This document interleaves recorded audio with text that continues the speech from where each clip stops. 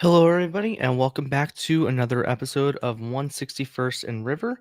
And today I'm going to be going over what my Yankee off-season plan is. If you like this content, please make sure to follow and subscribe to both my fan page, where it's more of a fan experience, and my page where I promote my writing. I cover general baseball now for Last Word on Sport, which is or Last Word on Sports rather, which is why I'll apologize for this now. I'm gonna be a little bit tired throughout the stream. The reason I haven't been as frequent on here as I would love is because of the World Series. And last night's World Series, as I'm sure many of you know, went 18 innings for Game 3. And here on the East Coast, that equated to about 3 o'clock in the morning. So that's when I was up to. I was up till about 3 in the morning. And I knew I was going to have to come live one of these days, so I picked today.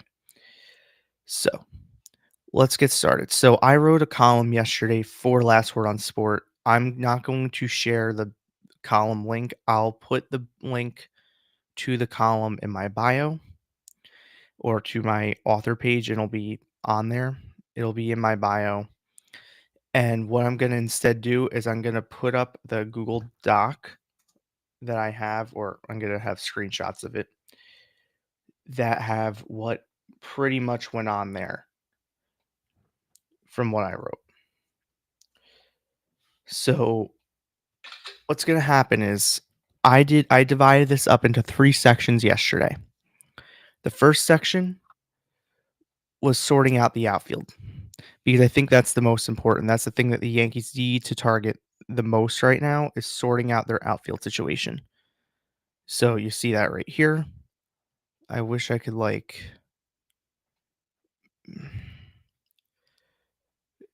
uh maybe if I did it like that. No. I don't like the way Restream has this. Let me see. It's closer. So I have that I want them to reconfigure their outfield alignment, or not the alignment out of the outfield. They need to fix their outfield situation in general. They do. So part of the issue right now is that they have Cody Bellinger, or they don't have outfielders next season. The only short outfielder that they have right now going into spring training is Aaron Judge and Jason Dominguez. We're gonna have to do that. Aaron Judge and Jason Dominguez are the only 2 short outfielders going into opening day. So the Yankees now need to make some decisions here. So, what I think needs to happen first, they need to go out and pursue Kyle Tucker. Kyle Tucker had a down year. I've read the stats on here. The reason he had a down year, and Fireside Yankees and Ryan Garcia specifically did a really, really nice job of capturing this on their socials today, of what Kyle Tucker's home runs looked like in Wrigley, or like a couple home runs that were in Wrigley that would have been home runs at Yankee Stadium. They did a really good job of going through and capturing those and posting them. So shout out to Fireside Yanks for that one. That helps out a lot looking at things. And they're right. Kyle Tucker had a down year this season. There's no way around it. And the Yankees cannot let that get in the way of looking and seeing that he's a perfect fit for this ballpark. Now, he has a sub 200 batting average in 17 career games, 16 starts in his career at Yankee Stadium. Credit that to either A, Yankee pitching, or injuries, or what have you, but I don't think you can let that shy you away from this player. Cody Bellinger was awesome this season. He was really great. I loved him. I loved his defense. I loved his offense. I loved everything about him. With that being said, Cody Bellinger cannot be the choice going into next season. He just can't be. Sorry, I flipped the camera. He cannot be the sole choice going to next season where it's like, okay, let's get the band back together.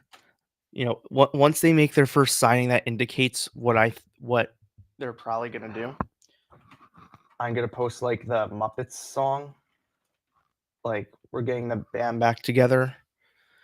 Like, we're doing a sequel.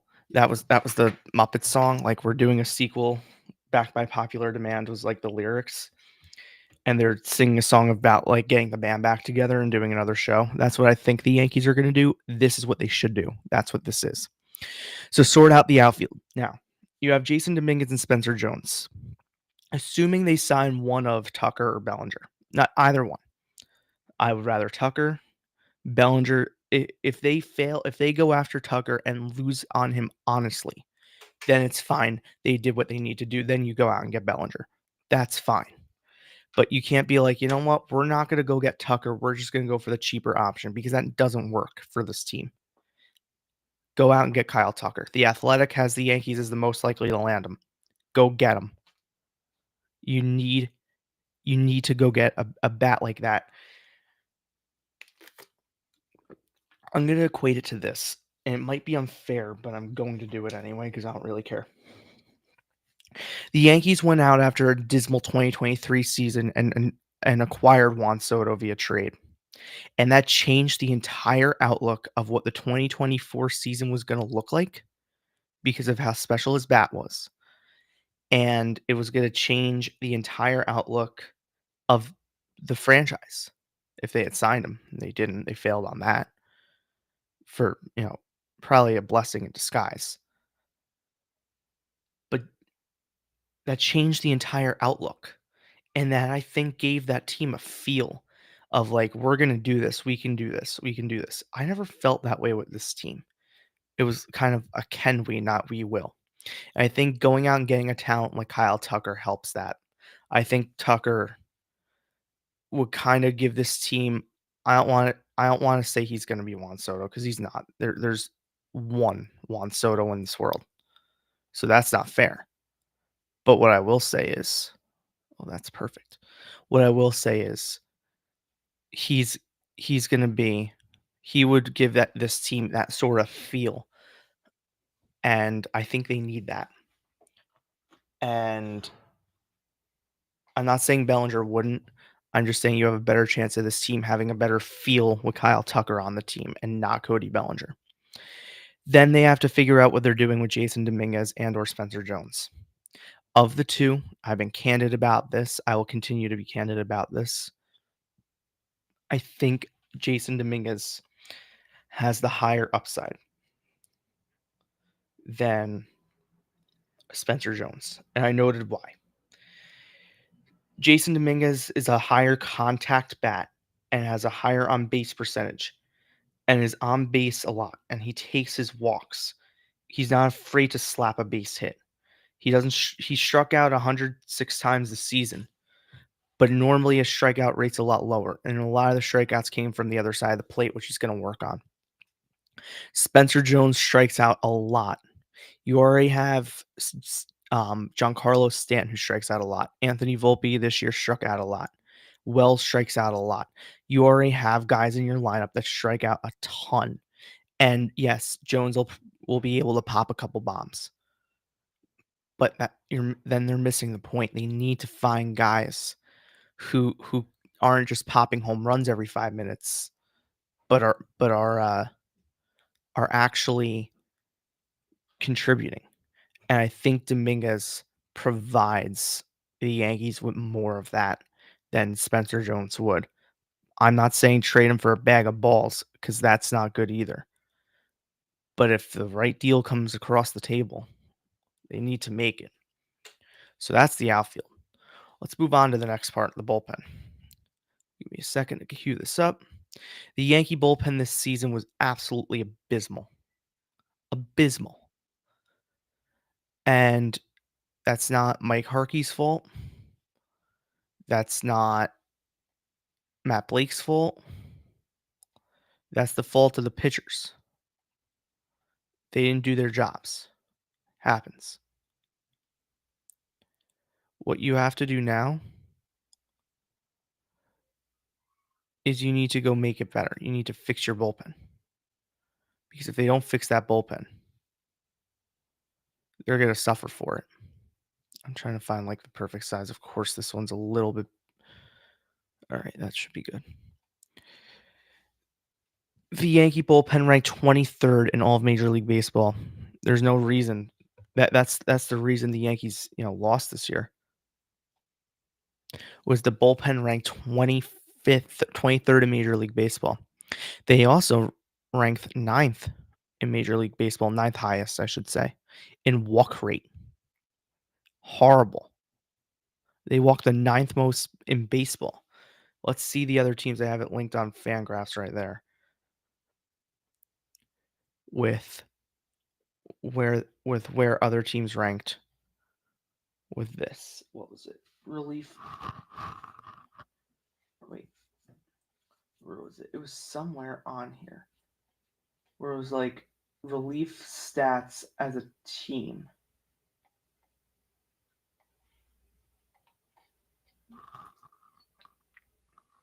That they walked 9.7% of batters that they faced, which is a lot. That was 9th in baseball. With that 9, were like the worst teams in baseball. It was really, really bad. And right now, you need to do something about it. Now they hired back that pitching coach. I can't pronounce his name. Drusell, I believe. I'm gonna leave it at that. You know who I'm talking about. I don't want to mispronounce his name because that's rude. Because he's a really, really good pitching coach. And the Yankees are lucky that they got him back from the Mets. They really are. He's good at his job. Having him back will help in that bullpen. They didn't throw enough strikes. Also, and I noted this here, their average fastball velocity was 94 miles an hour, which is one of the lowest in Major League Baseball. I think it was the lowest in Major League Baseball. They need to get firepower. Velocity is good tool out of the bullpen. Keeps hitters off balance. It gets them out. If you make a mistake, they're less likely to get it, to clip it because it's a faster pitch. Off speed's good to change eye level. You need to be able to overpower guys and strike guys out. The Yankees struck out 12th most in baseball out of the bullpen this year, which is okay. They need to do more. For 2025, Tim Hill's likely to get picked up. I'm assuming probably once the World Series is over, they'll pick up the club option on Timmy Hill. He'll be back. I mentioned that they could pursue Devin Williams. He looked okay at the end of the year. Actually, he looked better than okay. He was one of the best relievers at the end of the year and in the playoffs. I wouldn't mind bringing him back on a deal that fit. I wouldn't go all out for him. Like I noted, he's going to have a market this offseason. We all know he's going to have a market this offseason. It also might be more appealing for him to go to a smaller market team because the pressure is a lot. And something with him mentally to keep in check, though he did it in the biggest stage in New York. So that one intrigues me. He was also hanging out with Schlittler and Judge last week. That also intrigues me of, maybe he does want to stay in New York. Compare him to Edwin Diaz for a second. Edwin Diaz got over here and was trash for a lot longer than Williams was. And then he found it, signed an extension. He was one of the best closers in baseball. Someone who the Yankees should pursue this offseason. I didn't put him on here because he's going to cost a lot of money. The Yankees aren't into paying relievers that money. That's why he's not on this list. Another option, one that I would really, really enjoy, is Danny Colom. He pitched for the Twins and then was traded at the deadline to the Texas Rangers. He's a lefty, posted a 2.30 ERA in 43 innings with a strikeout an inning. Between those two teams, very good. He was using high leverage. I believe he closed some games for the Rangers once he was traded over. He was really, really good. And the Yankees did pursue him last offseason and signed Tim Hill instead. Which, okay, cool. He also only got a 1-year contract, making him a free agent this offseason. Now, he had a great year. He's going to have a market. He's on the older side. You need to have another lefty back there. They had Tim Hill for the whole year, and they had Brent Hedrick for part of the year, and not including the postseason.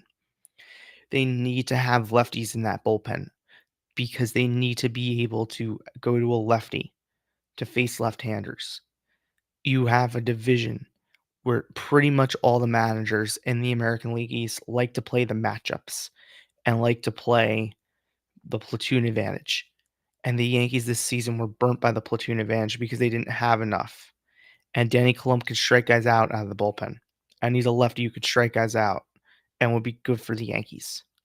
I would like that move a lot. Obviously, I mentioned Edwin Diaz can be another move. I didn't mention him in here, and there are other options. I did mention um, that I believe I mentioned Dressel coming back, or maybe I took that part out. Yeah, they're gonna probably hunt for the bargain bin as well with him back because he can do that. He did it with Luke Weaver. I mentioned that in the article I wrote when they first acquired him back from the Mets. On Saturday or Sunday night, I wrote it. I think it was Sunday because it was that and like the Orioles job that happened within 5 minutes.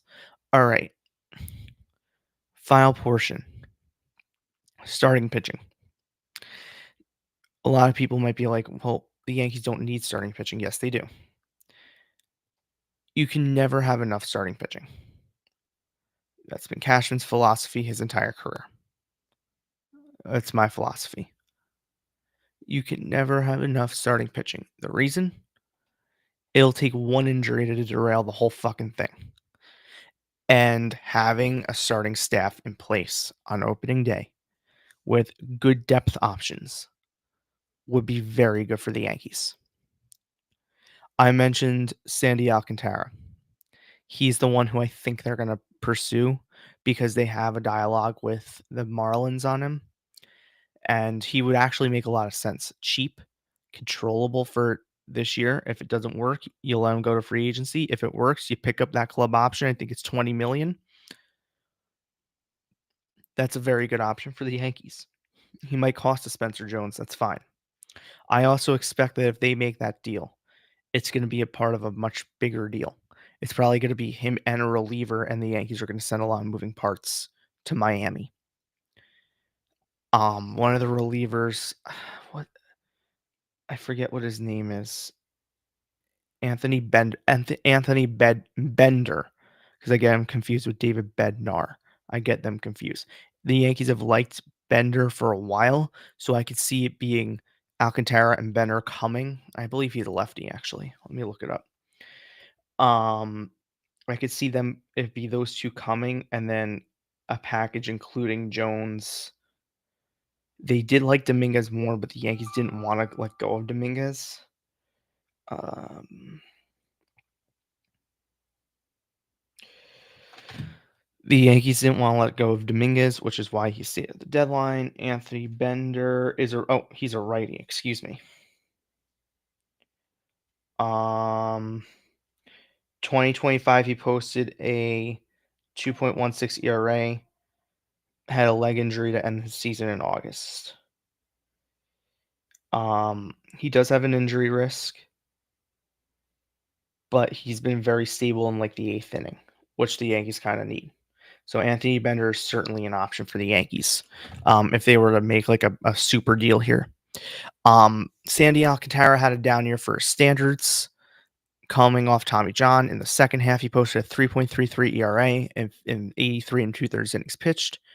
He's 2 seasons removed from his NL Cy Young campaign. He'd be very good. I said that they had talks. It wouldn't be surprised.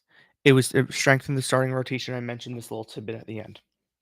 You're heading into opening day right now. If I take out my notepad here, you're heading into opening day with Fried, Schlittler, Heel, Warren, and a minor leaguer. Whether that's ERC, Elmer Rodriguez Cruz, or Lagrange, who I think is far off. And then you're gonna have Rodon, Cole, and Schmidt all on the opening day IL. Schmidt and Cole probably on the 60 day. And then what'll happen is one of them will come up and slot in. What would be smart for the Yankees is to not have to use a minor league depth piece and accrue service time coming out on opening day, and to go out and get someone who could come in here and do a serviceable job. If they went out and got Alcantara, he immediately slots into that number 2 spot. And when he comes back, you shift everyone down. Luis Heel, I think, would be a good player out of that bullpen. If they could teach him to throw strikes, I think he'd be great out of that bullpen. Will Warren's still developing, and Will Warren has options where he can go down. When Cole and Rodon come back, he can go down.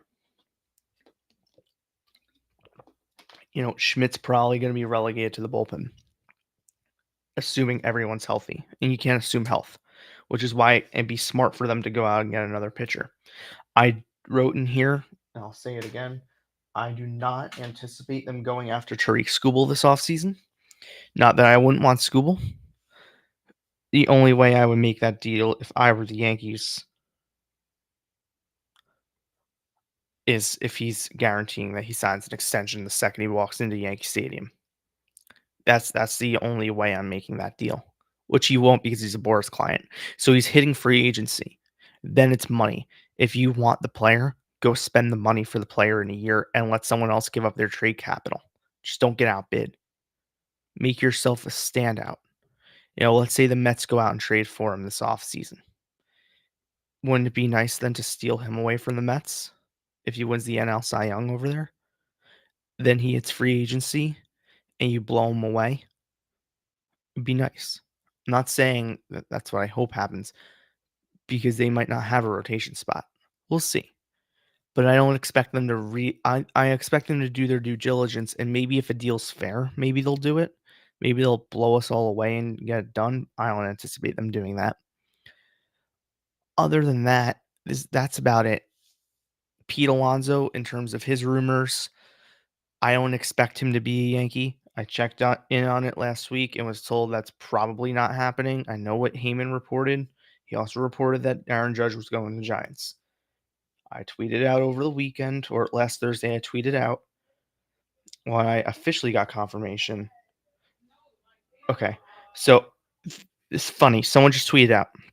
In 2025, Kyle Tucker had 22 home runs, a 136 WRC plus, and a 4.5 F WAR. If Kyle Tucker played every game of the 2025 season in Yankee Stadium, he would have had 29 home runs, so the power numbers go up by a lot actually. A 146 WRC plus and a 5.2 F WAR.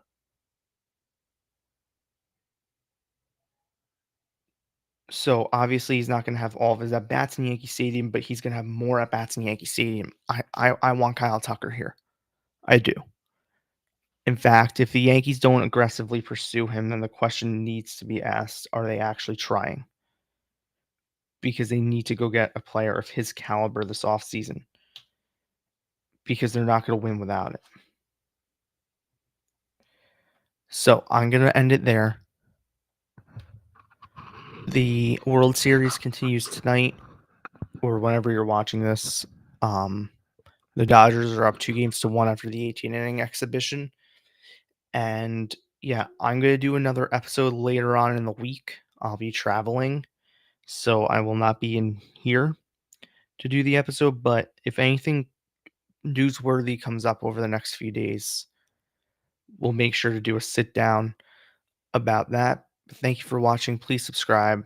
Have a great day. Go Yankees. And I guess, I don't know, whoever you want to win the World Series.